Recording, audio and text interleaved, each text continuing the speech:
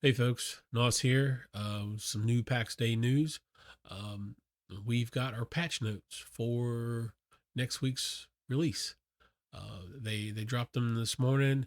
I was truthfully expecting them to do some sort of like little news update where they'd give us like a 30,000 feet kind of view of what we were going to get, and then Monday would be the patch notes. But they went ahead and fast forwarded and got us to us. If they could only fast forward and get us into the game. With the patch notes, a lot of information here. So we're going to go ahead and dive into this, try to get this covered as best as possible. One thing to note, so that some of these changes are pretty substantial. So if I were you, I would take the time and try to read up on them for yourself over at playpaxday.com or over on the official discords. One thing to note also, if you have your own discord set up and you have it set for like to catch announcements and news updates from the Pax Day discord, you probably need to go back and relink your stuff. Um, they've been making a lot of changes to the channels and stuff this week, and because of that, a lot of the like we didn't have the patch notes sitting in our Discord this morning. We had to go back and re-add the patch notes channel and stuff. So just a little tip there if you're wondering why I'm talking about patch notes and you don't see anything in your Discord, that's why. So, so let's get on started. This little picture here with the pigs and what's somebody has become bacon food, I guess, is kind of poignant to the topic, starting right off the bat, because the first thing you're going to see is them talking about death mechanics, and what they're doing is they're finally getting around to giving us the new durability model that they've been talking about for several months. Um, they wanted to do something to change up the way weapon decay and armor decay worked. Weapons were like dying way too fast, in my opinion, and a lot of other people's opinions, where the armor would basically hang around forever. And things like you just using your swords or using your maces and like eating durability, where like a healer could sit back there with their little pew pew stick and they could keep the same pew pew stick for like months and never have any issues. So all this changes here. And this is it's the main reason is to drive the economy. Just so you know, the idea is to have a increased durability cost, and some of these other mechanics are there to take materials and items out of the system, closing the crafting loop per se. So basically, we've talked about the crafting loop is our crafting cycle. It's like harvest, craft, and then destruction. Well, here's the destruction part. So with this, basically, material and gears are going to be removed from the game, allowing those people that do crafting and stuff to have a way to make a living in the game and stuff. So you basically be able to sell items, and not have Bob running around with the same plate mail that he's run around with for 6 months and stuff. I mean, I guess theoretically Bob could still be running around in 6 months with the same armor. He's going to be really good if he can. So here's what we're going to do. We're changing up the way death works and how death affects you, and it's going to be dependent on where you die. If you die in a heartland, your home valley, there's not going to be any more corpse running. You will die, and then you will reload at the Petra. Now, when you reload at the Petra, this is when some of the new features kick in. I don't know. Some people may not call them features. Some of you will call them penalties. They call them penalties. Um, Basically, 20% of stackable items are destroyed on death. This includes items that stack to more than one item per inventory. Examples are raw resources, processed resources, components, arrows, food, and potions. So basically, like, any of your consumables, any of the things you go out and mine or pick and stuff like that, you're going to lose 20% of that whole. I don't, they haven't really explained it. Like, I don't know if I've got like 100 pure iron and 100 cotton and 100 sapwood, am I going to lose 20 off of each of those, or am I just going to lose 20% of everything that I have in my bag? Um, guess we'll find out. And maybe they have explained it. The devs were in the discords earlier today, and they talked about some of this stuff, and I probably missed it. So, but in the Heartlands, no more corpse running. You will just pop back up at the Petra or a Petra and um, going about life. Um, Along with the 20% items being destroyed, all items with durability, wieldables, wearables, and wieldables will receive a 10% reduction in durability calculated from the max durability of the item. So basically, you're going to lose 10% every time you die and stuff. Um, and that's the durability. That is not the lifetime, according to this. So you can still repair it and go on about your business. Uh, if the player dies in Lyonesse in PvP, let's see, does not include deaths caused by other aspects. So I guess if you don't fall to your death, this doesn't kick in. But if you die to PvP in Lyonesse, each item with durability has a chance to be destroyed. Poof, it no longer exists. Up until 40% of all the items with durability have been destroyed, includes items in the inventory and on the grave. When an item is destroyed by the value destruction mechanics, a new item called gear fragments will be added to your inventory to communicate this, one for each equipment destroyed.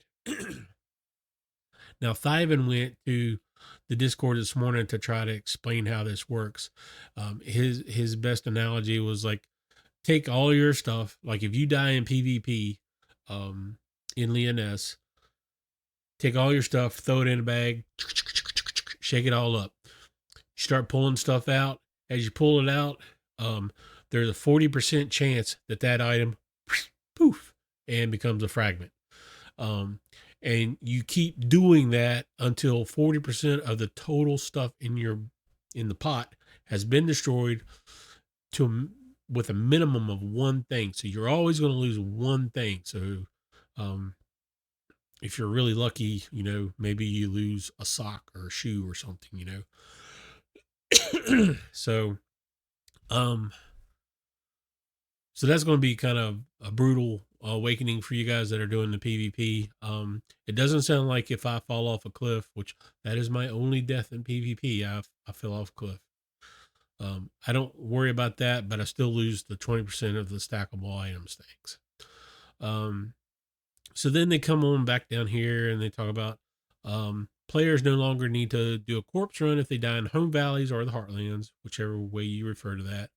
On death, value destruction will happen, 20% stack of item loss, and 10% durability to all wearables and wieldables. Then they talk about the graves. Duration have changed, 15 minutes for empty remains anywhere, 3 days if the player dies in the wildlands, wildland dungeon, or dies in Lyonesse due to causes other than PvP. If you die because of PvP, your grave will last for 1 hour, or your remains will last for 1 hour. So you still have to do a corpse run in Lyonesse, and you got an hour to get there to get your stuff, or gone. So these are huge changes to the way we've done things, and I know there's been a lot of people kind of a little bit. Okay, not more, not a little bit. Some people are really riled up. Others are, Um, it like I said before, this is an economic um piece to the game. This is to make it so the crafters and stuff can still do things. Um, I'm sure people are going to be like messing with the system to try to like figure out like, well, what if I run around with 30 stacks of limestone in my bag? Can I just lose like 4 or 5 stacks of limestone and then I'm good? I have no idea, man. Um, I'm sure like if someone kills you in PvP and they open your bag and they see like 36 stacks of limestone, they're going to be like, what is this dude doing? And why could he run so fast? Um, so yeah, so we'll be figuring that out.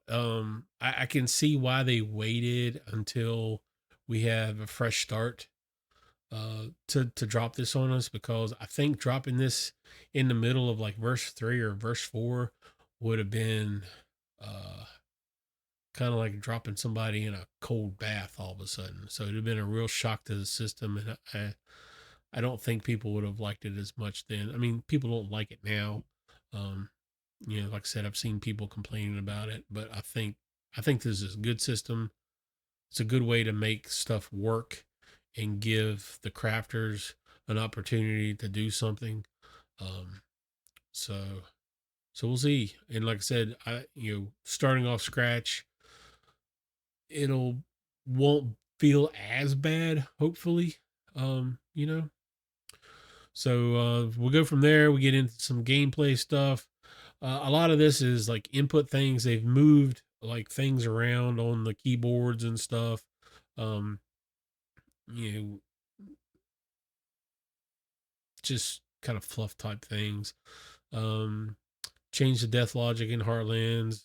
That we just talked about that. This is a big piece here. Right here. So, and this a lot of these changes are coming because of PvP and people trying to spoof and circumvent the system. And this one here is one of those things. So increase the duration of the cooldown that comes into effect when switching from one wieldable to another, or wearable to another. So they went from 10 seconds to 20 seconds. And the idea there is you have people doing PvP and they go in there and like and going in with a great sword, and then they get the crap beat out of them and they run away. And then next thing you know, they're popping a sylvan staff and they're like, and then they go back in and go to hacking some more and stuff. So they want to kind of ixnay that kind of thing. If you're going to go in wielding the great sword, you die by the great sword and stuff, not limp way, hide and find a little hole somewhere and heal yourself back up with the staff. So and the same thing with the armor. um Another thing here is reintroduce the PvP victim slowdown mechanic. So if you get hit by a melee attack, your character gets slowed down. Some changes in mechanics listed below. Movement slowdown is now subtractive 25%. Old system was overriding speed. The player can sprint and use movement speed increasing abilities to escape even when slowed. So, if you've got some of the gear, like some of the boots and stuff, you can get around it, but you got to have those pieces, uh, on you. So here, again, fix an issue where players could prematurely end the current attack by casting spells that were already on cooldown. Stop trying to circumvent the system and just play the game as it was meant. Um, some of these things here, the whole camera stuff, I don't know what this does, but it worries me a little bit. Improve camera input responsiveness by significantly reducing the rotational smoothing of the camera rotation. So I guess when you spin the camera, maybe it won't be as smooth. I don't know if it's going to be something we'll notice or not, but apparently it like affects a whole bunch of stuff, like when characters are turning, movement and blocking and stuff. So hopefully it really doesn't like detract from the graphics of the game, because that's one of the big things about the game. Some more changes. Chronoseer spell no longer affects the cooldowns caused by changing equipment. Oh yeah, that was one thing people would do is they'd be running and then they pop a piece of equipment on and then hit that chronosphere thing to like drop the cooldown of it, and then they'd be right back into the thick of it. Again, people like trying to circumvent the rules. So, which it's never going to stop happening. People are always going to try to game the system to their benefit. So, um, changing wearables now applies a cooldown similar to what happens when equipping a weapon. Fix an issue where special weapon attacks and spells would not correctly override regular melee attacks when activated. Rebalance the equipment, durability, damage distribution. We've already talked about that. Different equipment pieces when receiving damage. The core pieces, head, chest, legs, and feet, take more durability hits than other pieces. So it sounds like you can still wear your rings and bracelets and all that stuff, but they're not really going to knock as much damage off of like your chest piece and stuff. So they've tuned the group experience sharing curves for normal enemies and veteran enemies. And then combat skill XP requirements have been adjusted so progression speed better aligns with crafting. To me, that almost sounds like they're slowing down your combat skill XP. So I don't know if that's really what that means or not, but um, don't be surprised if your combat skill XP is a little bit slower than what it was. So level design here. One of the this in my opinion was one of the bigger things. So they've removed the T2 rare spawns from the T1 Heartland camps. Um, some of the camps, some of the Inquisition camps that you would run into, would have some named bosses that would drop tier 2 type of items and stuff. And you could find those, in your home valleys and stuff. So it sounds like if you want those tier 2 pieces, you're going to have to go into the wildlands to get them. So I, makes sense. You know, get out of your comfort zone, go do some exploring, have some fun. Game economy. This all I think kind of revolves around Leoness, and they had talked about it earlier. Osric had announced it earlier in the week, I think in Discord. But basically, what it means is when you're in Leoness and you're fighting NPCs like the Inquisition, Zebians, and all that stuff, you get a 50% bonus to your combat XP and plus 50% gold currency and loot from those NPCs when you're in Leoness. Um, this was a big thing. Gold price to purchase Grace has been adjusted. It's now slightly more expensive to purchase the initial tiers of Grace, while the higher purchase tiers have been made cheaper. So they're kind of shrinking that curve a little bit. So it ramps up a little bit faster and maybe flattens out a little bit at the top end. So uh, getting on into some of the resources and crafting type of things. They made some changes to the journal to let you know where to go find stuff now. Um, I'm sure we'll still have people asking, like, hey, where do I find cotton? Drownlands. Um, so resource distribution was updated, significant fixes to resource availability across the world area. So one of the things that they found out was the tool that they were using to report like how many items was in a zone, like as far as resources, they found out that that was broken, and some of the zones didn't have as much stuff as they thought they had. So they've tried to fix all of that. They're kind of rebalancing the heartlands. As far as we know, there's not going to be any map changes. It's just going to be they're changing the way the resources are. Um, they're moving some stuff that was exclusively in the wildlands. You'll be able to find some of that stuff in Leoness. To my mind, I cannot think of something like that. Maybe cotton. I hope they're not going to move the wrought iron nodes to Leoness. I would rather Leoness just be pure iron. Um, I don't know. Um, let's see what else we got here. Several resources that are only used for high tier recipes are no longer available in Heartlands. So high level stuff, you're going to have to go out into the wildlands to get stuff. Quicksilver chances from granite has been increased. The wood stock materials, they're getting rid of the short wood stock, and you just have long wood stock now. So any recipe that had short wood stock will use long wood stock instead. Resource harvesting, crafting skill, buff miracle durations. This is a big one. Um, I keep saying that, but a lot of these are big ones. So before, when you used grace and a miracle to like say, hey, I want to like be able to like mine more material or cut more wood, that miracle lasted for an hour. Um, for whatever reason, they thought that people were like, ugh, I gotta stay on for an hour to make sure I'm getting the most out of uh my miracle. And so what they did was they cut it. They cut the duration of the miracle to 30 minutes instead of an hour. But the cost is still the same. So Osric threw up in the or let me say, tossed up. He didn't throw up. He tossed up into the Discord. I'd like to give a correction on this. We investigated what adjustments we want to do for Grace. It was obvious that expecting people to commit to an hour buff was too much, and we didn't like that. It incentivized people to log off. We considered changing the timer to go down even when you're offline, but decided not to do that. We did only reduce the time from 1 hour to 30 minutes. Cost is still the same.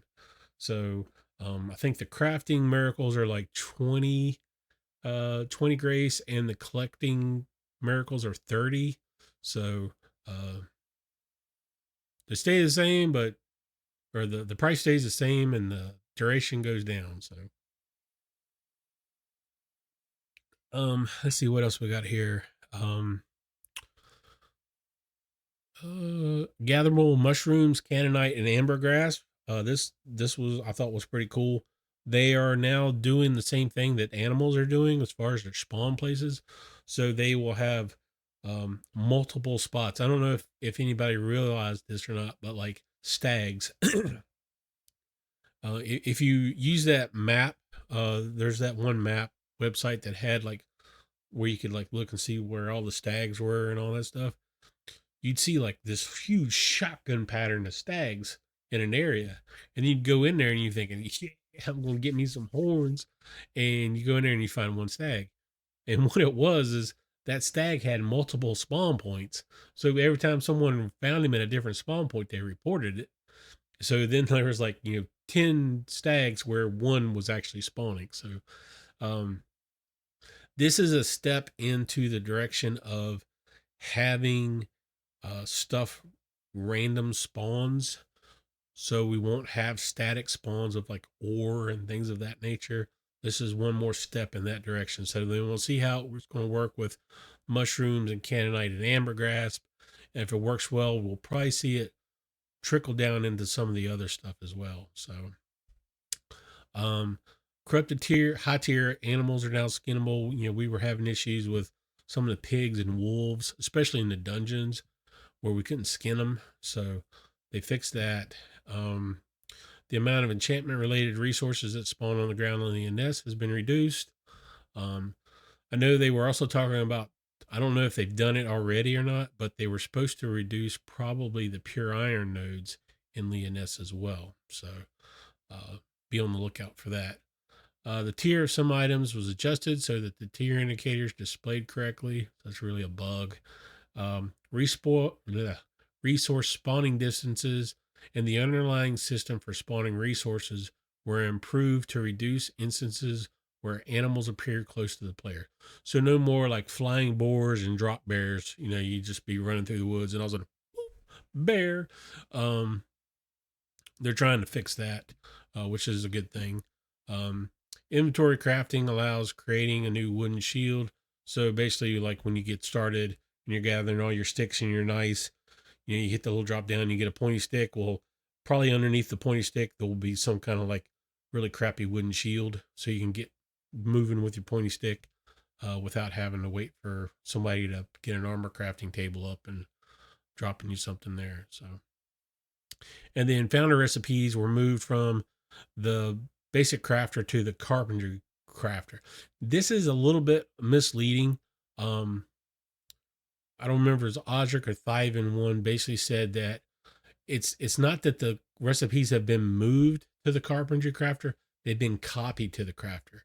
This is so that people that are playing without a plot can still use the carpentry crafter in at the Petras and stuff to make those items and stuff. So in case they want to like make something and sell it or make something and use it, I'm not sure, but that's the whole point of that. There still will be a or founders table that you can put in your crafting hall and stuff as well. So um I mean, part of me kind of wishes they just toss it and I'll just make everything in one because then I got to have room for an extra table.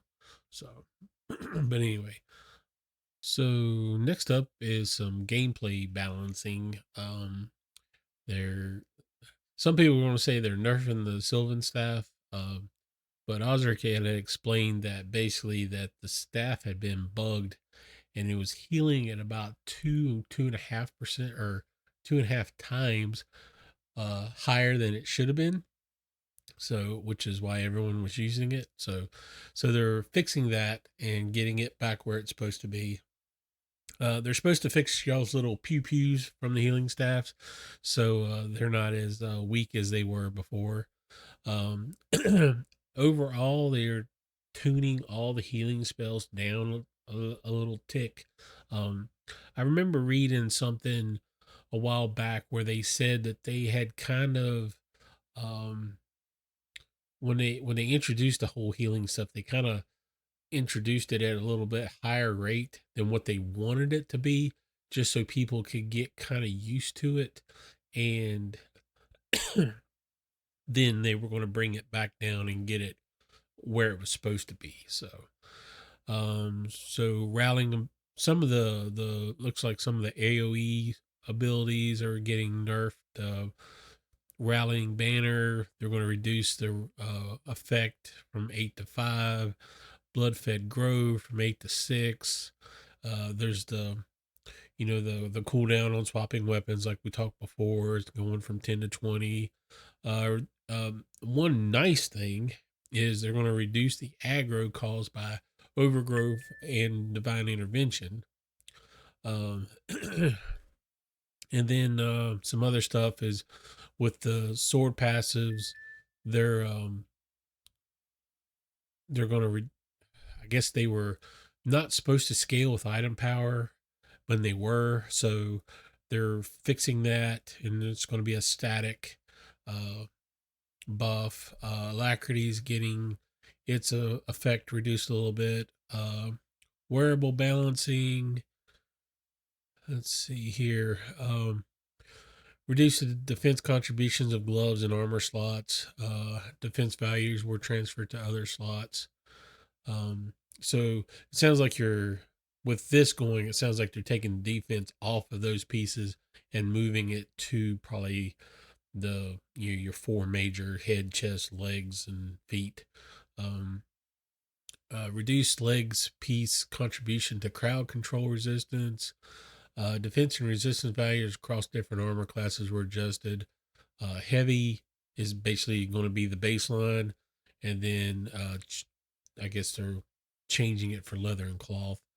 I'm guessing maybe they're going to down tune them a little bit, so there's a little bit more difference between the three pieces.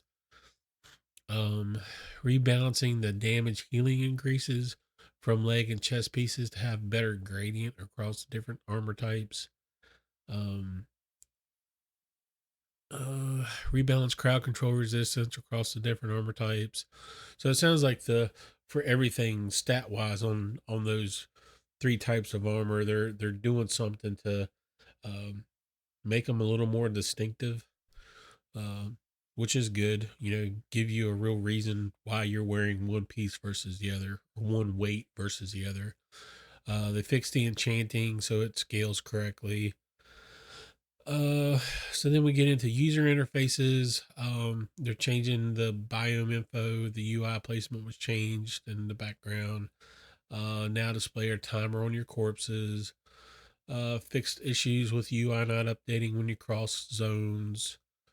So there's a lot of little fixes here and there.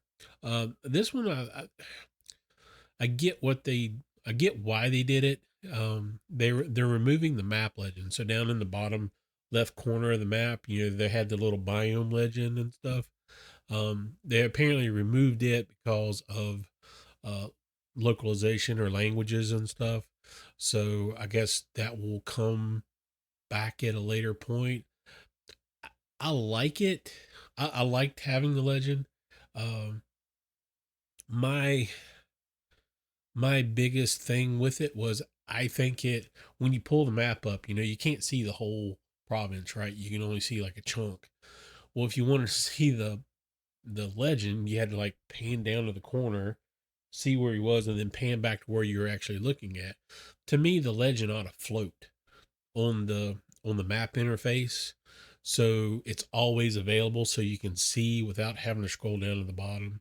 Um, I get what they had it like that. You know, it's more like a paper map, but you know, I think we can all get past the paper map. You know, uh, realism part and just give us a decent interface for that. Um, some token stuff, plot tokens. I think they fixed the thing so you could potentially have down or have more plots renewing than you actually had tokens. Um, so they fixed that. Building crafting. This is something that came this week. They changed up the whole, hey, I'm going to build a parking lot out in the middle of this lake thing. And I, for one, good choice. I know some people are kind of upset about it because of the bridge building that people did. And there were some like just gorgeous builds. There was one down in Iniscalia, and I can't think of the zone.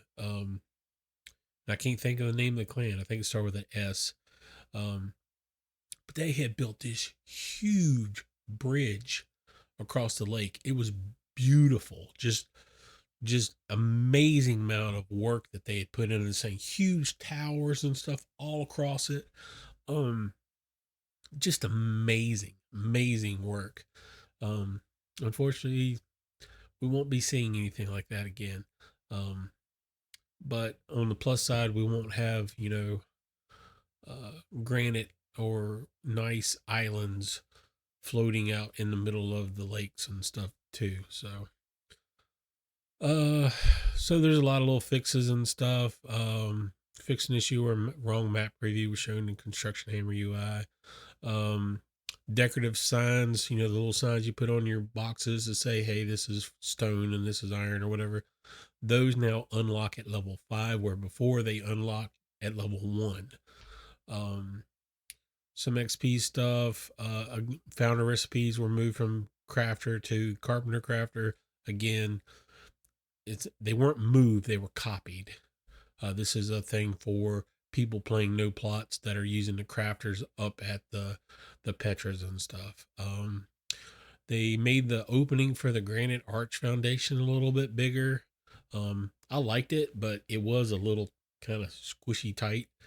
Um, and then some overall just changes and stuff. The wooden shield in the crafting inventory crafting.